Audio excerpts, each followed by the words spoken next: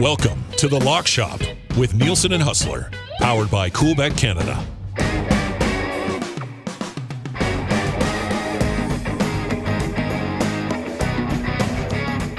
One more game to go. Week 15 in the National Football League. Rams and Packers tonight. And we'll get to that here on today's episode of The Lock Shop. Nielsen and Huss back with you once again, brought to you by our amazing partners over at Coolbet. If you want to bet the Monday Nighter, do it at Coolbet. Stay cool, bet responsibly. If you've not yet signed up for an account, all you have to do is sign up, enter the code LOCKSHOP, 100% deposit bonus on your initial deposit up to $200. Huss, what's up, buddy? How are you, man? Oh, living the dream, man. Awesome weekend. Yesterday, one of the great sports days I can remember in a long time. Started early with the World Cup final, which was an absolute all-timer. And by the way, double Barry Horowitz moment. I believe we both had Argentina plus 520. We did. That was beautiful. And then obviously the partner parlay hit, not without plenty of work, though. Oh, we'll get to this Vikings game in a minute. And JD's Cowards parlay hit as well. And we almost ran the table. If it wasn't for the Giants beating the Commanders last night, we would have gone 2 for 2 on the partner parlays. But overall, pretty good week. I was 2-2 on the picks because it didn't matter that I changed the Jets for Cowboys because didn't matter. I was 2-2 as well. Bills game was a tough one for us. But 2-2. Get through the weekend. We don't deliver sub 500 weeks. Like, it very rarely happens. I've basically been old Mr. 500 all year, and I don't even do sub 500 weeks. I think I've had like 2 all year. It's just been a steady diet of 2s and 2s. So once again, came through it, 500, move on to the next one. You know, I have only had one sub 500 week all year, week 6. That's it. There you go. Like I said, we don't deliver many sub 500 weeks. Yeah, well, hey, listen, if the down week is 2-2, we'll take it. As I say, the partner parlay was nice. We got the futures on the the Commanders Giants game. I got to get into it for a second. Like, the end of that game, the officiating at the end of that game was bullshit. Like, the Terry McLaurin thing. So Terry McLaurin lines up, points to the field judge. Judge says, move up a bit. The ref says, move up a bit. So he moves up a bit. He said after he moved up after the game, he said, I moved up. He said, okay, you're good. And as soon as he said, okay, you're good, you could see the official starting to reach for his flag because he knew he was still not lined up properly. You just told the guy he was good. What are you doing? Like, that was ridiculous. And then the fact that they didn't call pass interference on the final play of the game. Like, when you see that, it wasn't even like a little, he had his arms wrapped around him. He tackled the guy. I don't know how you can be that inept at your job on the final 2 plays of a massive football game. Like, I couldn't believe it. It pissed me off because we had the Commanders on that partner parlay. But still, just as an NFL fan in general, how can you have any faith in your league when you have things like that happen at the end of the game? It was pathetic. This past weekend was one of the worst officiated weeks I can remember in the NFL in a long, long time. And that is saying something. I mean, it started off on Saturday. I mean, a couple of the calls to take touchdowns off the board in that Vikings game, which makes their comeback even more incredible, to be perfectly honest. But listen, there was a bit of everything, and we'll have to get to the way the Patriots lost as well. Oh my God! Like, there's can you imagine having a bet on that game? Like, are you kidding me? I was wondering why Fixed was trending on Twitter yesterday, and then I saw the final play. Rigged. That's rigged right. and fixed. It was nuts. Okay, let's bring in Pat Gregoire. We can get World Cup with him, and then yesterday in the NFL, maybe some leans for tonight. Find him on Twitter, P. Greggy. P. Greggy, how are you, buddy? Doing good, boys. Yeah, just an unbelievable weekend to put a shift on the couch. Saturday was awesome. Some great NFL games, starting off with that just wild comeback that you guys have already talked about. And man, like, if you haven't caught the footy flu after what was an unbelievable World Cup, and again, like, if you're expecting to have that action like week in, week out in the EPL or the Bundesliga, you're not going to get it, because there is nothing better than like nation on nation, like pride, like that in itself, just what you experience during the World Cup is unbelievable. But like, from a viewer standpoint, not only was that the best soccer game I've ever watched, that might have been one of the best sporting events I've ever watched before. Yeah, because the stage hits you, right? Like, stage hits you. I had no ties to that game. We had Argentina futures. That was great. I wanted to see Messi win a World Cup. Yeah. Kind of to witness history. I wanted to witness history yesterday. And my kids and my wife and I sat there from start to finish. I couldn't even sit down once it got to extra time. I was like standing up, pacing around. And like that save that the Argentina keeper made with like a minute left in extra time, point blank, kicked out I was just like, that might be the greatest save in the history of all saves. Like, it was perfectly scripted. Like, you can't have a better sporting event than that, especially because you tie in the nation. Like, I get it. You cheer for this team, you cheer for that team. But can you imagine being from Argentina and being in that crowd yesterday? That's the greatest moment of your life. It's that simple. 1,000%. Did you guys see? Maybe I'm just an idiot, but that drone shot that's going around right now of like showing in the streets of Argentina, like that looks like it's fake. It might be fake. I'm pretty sure it's real, but I think it's real. Unbelievable to see the partying going on, as they should. I mean, Argentina year after year always a contender. They're one that have fallen short many times since 1986. Messi considered the GOAT by many people, but the World Cup was one of the things that was eluding him. And now he finally gets that. He didn't get the Golden Boot, which also then kind of ties in another storyline with Mbappe just putting France on his back. Like, this guy is unbelievable. He wins the Golden Boot, but you could have asked for a better finish. Honestly, I don't think you could have asked for a better finish. How about scoring a hat trick in the World Cup final and losing? I mean, that just goes to show. And I have to ask you, I'll put you on the spot. I don't know if you know the answer to this, but I would think that from a book perspective, was probably a lot of liability for Argentina, just because Argentina was the romantic pick. I mean, I'll be honest. I mean, we did our picks beforehand, and I was like, you know what? We're going to get on a little bit of an Argentina future just because the story is Messi. And I think there was probably a lot of people that shared that sentiment going into the event. Yeah, certainly. I don't have the exact numbers in front of me, but I know checking in throughout the tournament, I know that was one of our largest risks that we did have. But on the flip side, that game going to a draw and not being resulted in 90 minutes couldn't have been better for the book as well. Because there was a decent amount of risk on both sides to win in 90. So probably a saving grace there. No doubt about that. And I know Argentina, obviously, we talk about it all the time, and I'm guilty for it, but a lot of the time, the casual sports bettor will bet with their heart or bet with, to the narratives. And Argentina and Messi was one of the biggest narratives out there. And again, it's guilty as charged. Exactly. Hey, me too. I'm a sucker for the storyline. And that's certainly the way that, I didn't have the only outright that I did have, to be totally transparent, was England. And yes, it was a storyline gut pick, because I don't know if I should be saying this or not, but the day that the Queen died, I placed a bet on England to win. That's good, actually. I like that. We all have a reason, right? Everybody has a reason. So, I mean, that was wild yesterday. Before we get to the Monday Nighter, quickly, Patty, anything hit for you yesterday? Any bad beats yesterday in the NFL? Oh, well, luckily I wasn't involved in any of those awful beats, but I was I think I want to say around 3-3 yesterday on spreads. I had a bet builder last night that didn't cash, but no, nothing crazy. But man, there have to be some pretty wild stories with some of the awful beats, just because yesterday and this entire weekend, man, just so crazy. Some really odd results. The fact that we saw so many games come back, come down to the last minute, but like some teams that were heavy favorites that didn't cover, like the Eagles not covering. Sorry, Huss.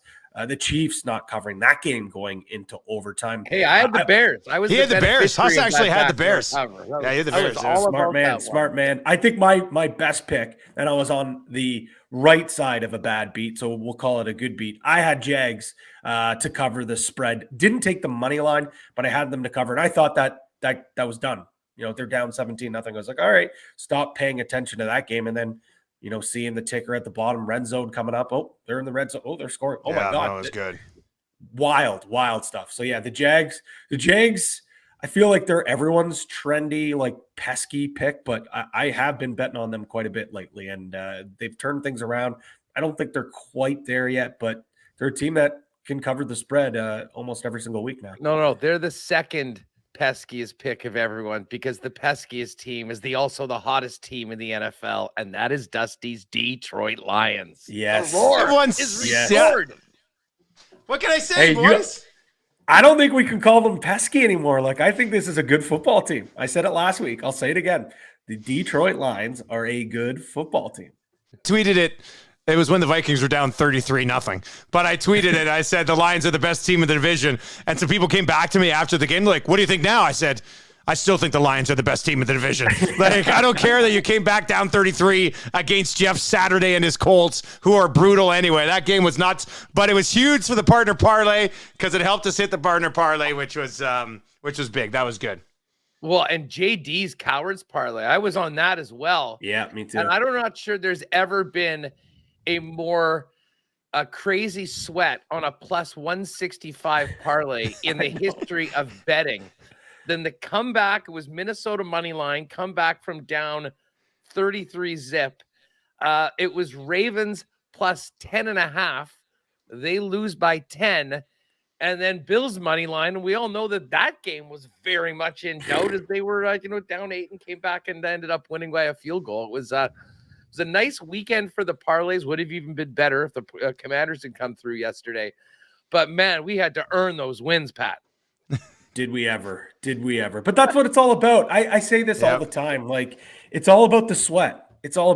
Sure, it'd be nice to win those easy, first quarter, the game's done. You can stop stressing. Like, the reason we keep coming back, the payout's nice, but it's the sweat, it's the rush. That's what this is all about. Yeah, no, not me. I'd rather take a no sweat win in the third quarter. That's okay. Yeah, you guys can sweat it out. I'd rather just have the sure thing. Pat, anything tonight? Any leans tonight for this Rams-Packers game? What do you think? What are you on? Well, it's prime time, so over 3.5 field goals. Going to be on that one, no doubt about it. At plus 128 right now, so definitely locking in that one. I'm again kind of a trendy pick, but Christian Watson seems to be Aaron Rodgers' comfort blanket here. I like him to score a touchdown at plus 163, and I also like his receiving yards over 46.5. And again, I know it's not fun to do this, but I think this is going to be a low-scoring game. I know this is a really, really low total, but I am leaning under 39.5. I don't think the way these teams are playing right now, they can score a ton of points. And say what you will about the Rams, not much to really like about this team. Obviously, the Baker Mayfield story is nice, but if you could say one nice thing about it, their secondary has been playing pretty good as of late, and that seems to be something that that could play into their hand. So I'm going with a low-scoring game here. Yeah, that makes 3 of us. That'll make 3 of us on the under. We're going to get into our picks right away here as well. Pat, as always, buddy, good catching up with you. And I'm taking off on Thursday, basically, for the Spangler, so I'll be gone for a little while. So happy holidays, buddy, and Huss will be in touch. Absolutely, yeah. Happy holidays, fellas. And yes, Spangler, I can confirm we will be having odds on the Spangler at CoolBet. So we might need you to be doing some live reporting from Davos for us. Did you say live reporting or live betting? I'll be ready to go. See you later, buddy. There you go. That's Pat Gregoire. Find him on Twitter at PGreg. He leads us right into our picks here, Huss. And we're both on the other 39.5, and we're both on Green Bay here at -7. This line has moved a little bit later this morning to 7.5. Is it at 8 now? Your look makes it look like it's at 8. No, it's 7.5. It's 7.5 at -104 on each side. But what was really interesting is that about half an hour ago, -7 was -109. and now it's minus 122. So again, that half point is pretty significant. I mean, at 109 is basically a normal spread, but it's essentially moved a half point over the last half hour or so. If you do like the Rams, you can get in at even money at +7. But honestly, if you like the Rams, you're better off to take it +7.5 at -104. Not a big price to pay for that extra half point, but you're certainly paying for the extra half point if you're taking it from 7.5 to 7 right now. But as I said, it's nice to do these picks and get them in early because we did get a better number. Yeah, listen, I'm on Green Bay in this game. I think that Green Bay has shown some life over the course of the past few weeks. Christian Watson, as Patty just talked about, has turned into a legitimate receiving threat, which was something that the Packers didn't really have for the better part of most of the season.